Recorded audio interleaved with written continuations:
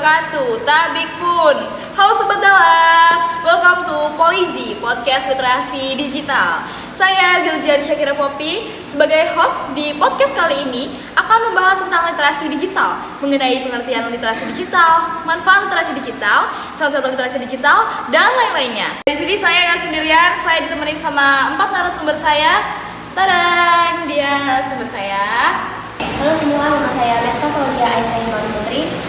Gue Kira Valeri Rinaldi. Aku Bangkit Azra Buka. Saya Farel Zahid. Oke guys, jadi are you ready guys? Ready. Selamat menikmati podcast kita. Bye-bye. Halo. Oke semuanya, ayo kita mulai podcast pada siang hari ini yang membahas tentang literasi digital ya guys. Nah, di sini gue mau nanya sama kalian, apa sih pengertian dari literasi digital itu? Menurut aku, literasi digital adalah kemampuan untuk menggunakan teknologi dan internet secara cerdas, aman, dan bertanggung jawab. Artinya, seseorang bisa menggunakan gadget dan aplikasi dengan benar, menjaga keamanan data pribadi, serta berperilaku sopan dan bijak di dunia digital.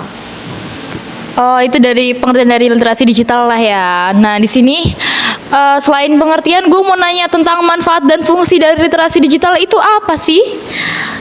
Oke, pertama kita bahas tentang fungsinya dulu ya. Nah, fungsi dari literasi digital tuh ada 5. Yang pertama tuh akses, yang kedua itu analisis, ketiga itu ada kreasi, komunikasi, dan juga keamanan. Kita bahas satu-satu.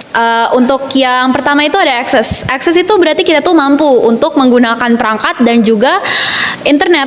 Yang kedua itu ada analisis. Nah, analisis itu kan kita tuh artinya tuh bisa memilah-milah informasi benar atau salah nih.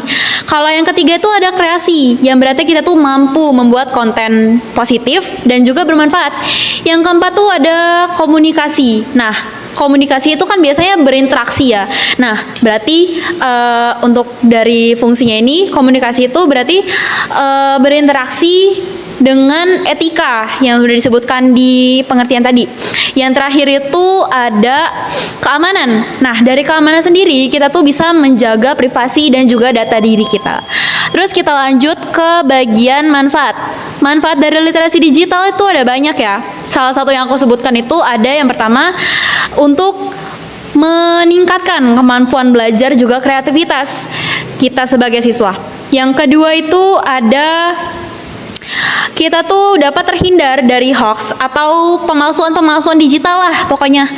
Dan yang ketiga itu kita tuh dapat mencari informasi secara lebih cepat, tepat, juga akurat.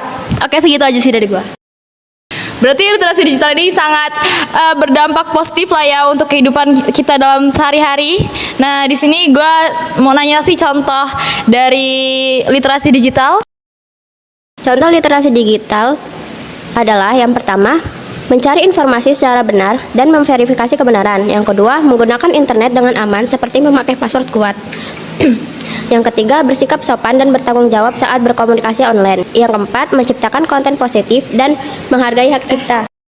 Nah, tadi kan kita udah membahas tentang pengertian, manfaat dan fungsi serta contoh dari literasi digital ya. Nah, di sini gue mau nanya tentang media apa aja sih yang kita bisa gunakan untuk literasi digital? Contohnya seperti smartphone, tablet, dan laptop. Smartphone, tablet, dan laptop bisa untuk mengakses aplikasi pendidikan dan sumber belajar digital. Ada juga perpus, memberikan akses luas ke berbagai sumber bacaan digital.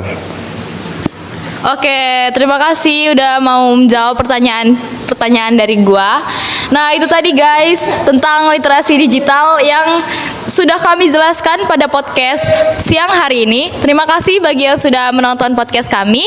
Maaf jika kami ada kesalahan-kesalahan dari podcast kami ini. Kami akhiri. Wassalamualaikum warahmatullahi wabarakatuh. Bye bye guys.